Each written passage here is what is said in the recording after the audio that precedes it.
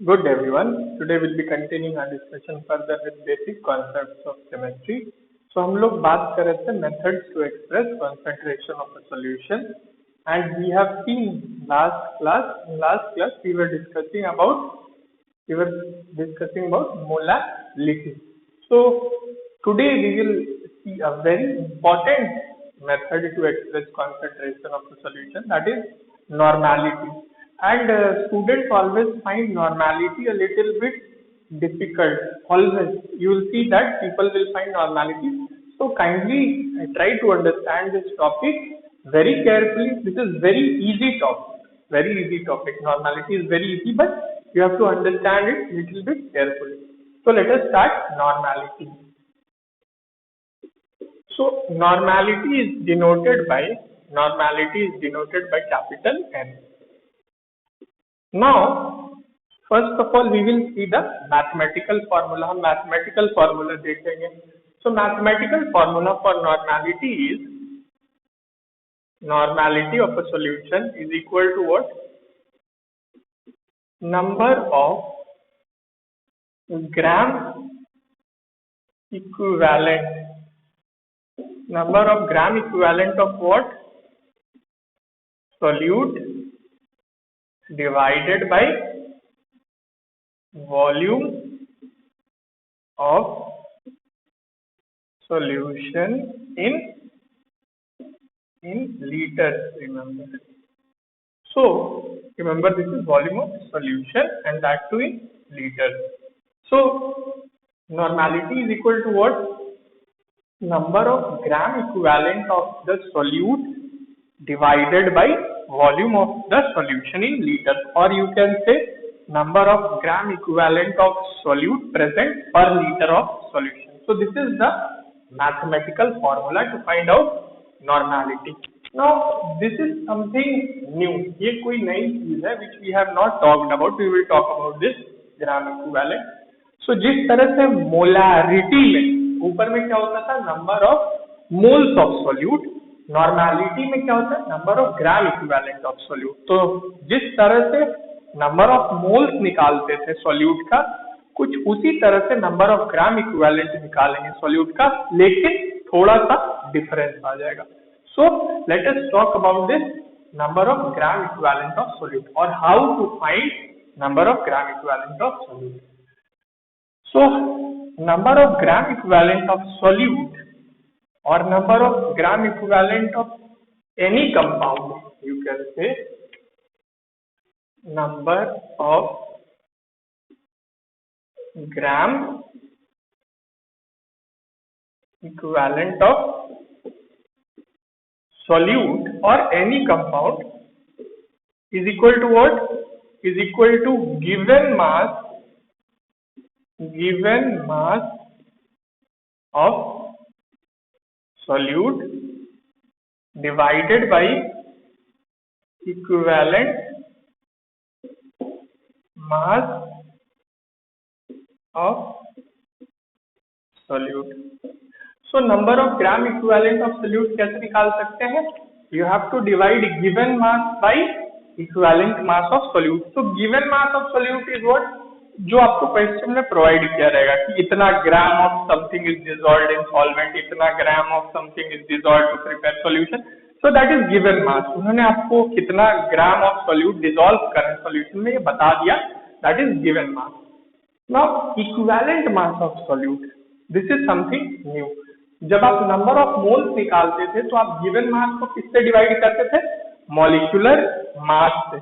लेकिन number of gram equivalent निकालने के लिए आप गिवन मास ऑफ सोल्यूट को किससे डिवाइड करेंगे? इक्विवेलेंट मास ऑफ सोल्यूट से. So equivalent mass of solute is related to molecular mass. Equivalent mass of solute is related to molecular mass of the compound, और equivalent mass of any compound is related to molecular mass. So equivalent mass को कैसे निकालना है, और equivalent मास किस चीज से निकाला जाएगा? From the molecular mass. कैसे निकाला जाएगा? Let us see that.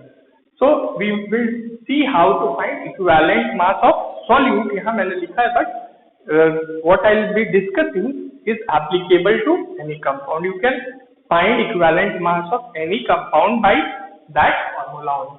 So let us see how to find equivalent mass of compound.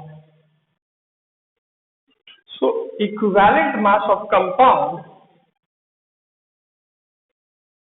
equivalent mass of compound, अब मैं यहाँ solute नहीं लिख रहा हूँ क्योंकि I am discussing a generalized formula. This is not only for solute and solvent. For any compound, अगर आपको equivalent mass निकालना है तो you can find it like this. So equivalent mass of compound is equal to what? Molecular mass of compound. Molecular mass of compound divided by what? Divided by a factor n. Divided by a factor n.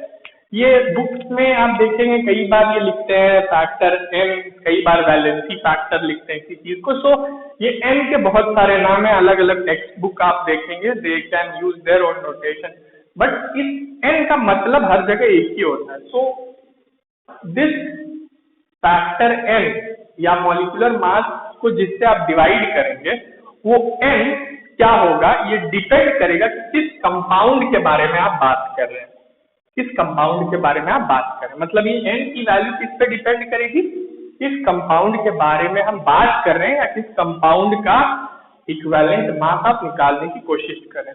तो अभी तक आपने जितने compound पढ़े हैं वो basically तीन तरह के थे. There are three types of compounds which you have gone through so far. Those are acid, bases, salt. ये तीन तरह के प्राइमरी कंपाउंड्स आपने डिस्कस किए होंगे, एसिड, बेसिस, सॉल्ट. सो ये n की value will depend on whether the compound is acid or base or salt. अगर कंपाउंड एसिड होगा तो n का नाम कुछ और होगा, अगर कंपाउंड बेस होगा तो n को कुछ और बोला जाएगा, अगर कंपाउंड सॉल्ट होगा तो n को कुछ और बोला जाएगा. So let us see what is this n when we are dealing with different types of compound. And those different types of compounds are what? Acid, bases or salt. So first of all, let us talk about equivalent mass of an acid. एक acid का equivalent mass कैसे आप निकाल सकते हैं? So when you say let me rub this. I will write heading that equivalent mass of acid. Or for acid we are talking about.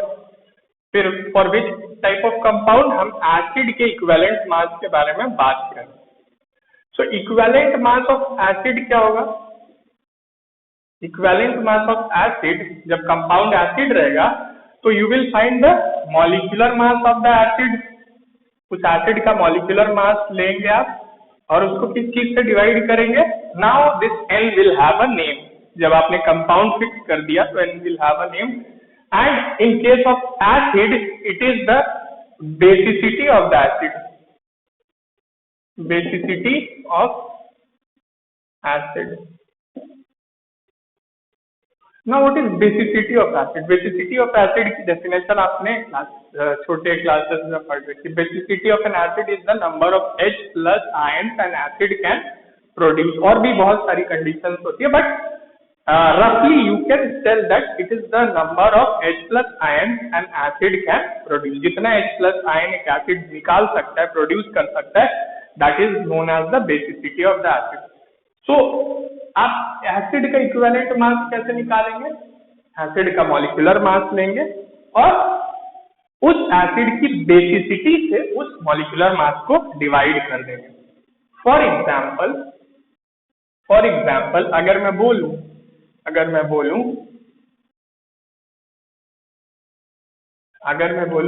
HCl की basicity क्या होगी? HCl कितने H प्लस आयन प्रोड्यूस कर सकते हैं? एक.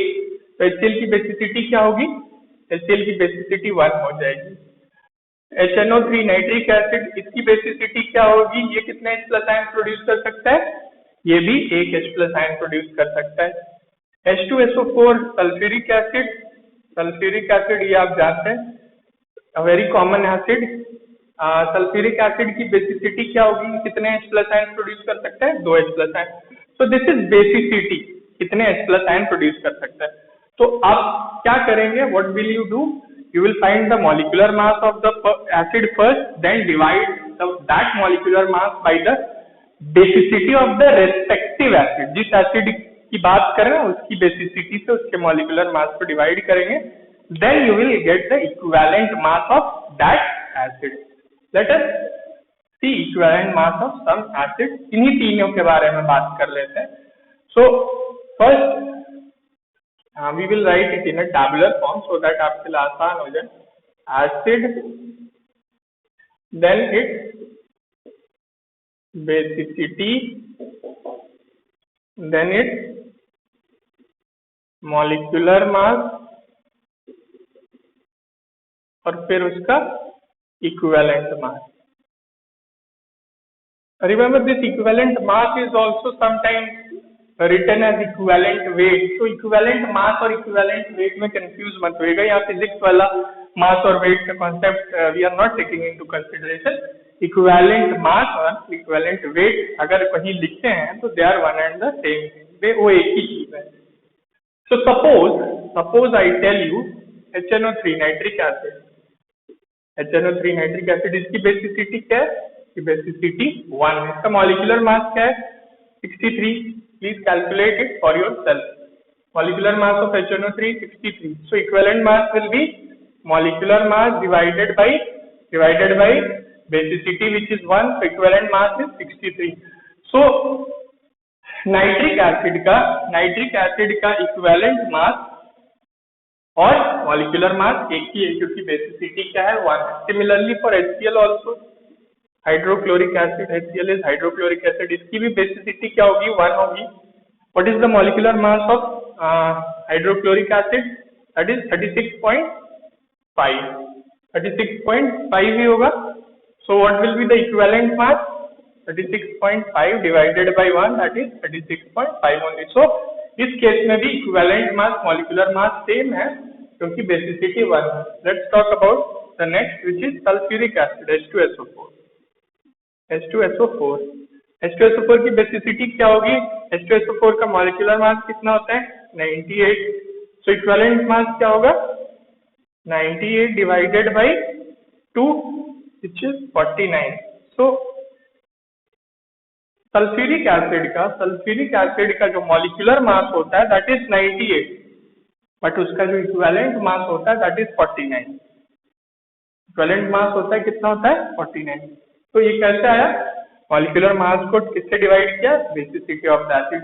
तो अगर आपको किसी भी एसिड का अगर आपको इक्विवेलेंट मास कैलकुलेट करना है, so you should know 2 things, its molecular mass जो कि आप एटॉमिक मासेस से निकाल सकते हैं, but you have to know a very important thing that is basicity of the acid. अगर आपको बेसिसिटी नहीं पता है एसिड की, then it is going to be difficult to calculate the equivalent mass of the acid. So the next class of compound which we will be talking about is what is the base। So हम discuss करेंगे equivalent mass of a base।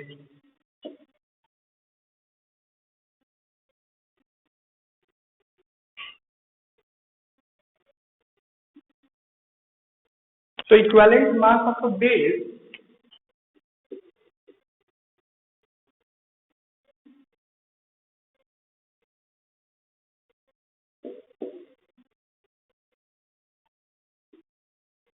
now base is the second category of compounds which we are talking about। so it is what molecular mass, ऊपर में हमेशा molecular mass ही रहेगा, equivalent mass निकालते समय denominator change हो जाएगा depending upon the type of compound आप जिसके बारे में बात करें। So it is what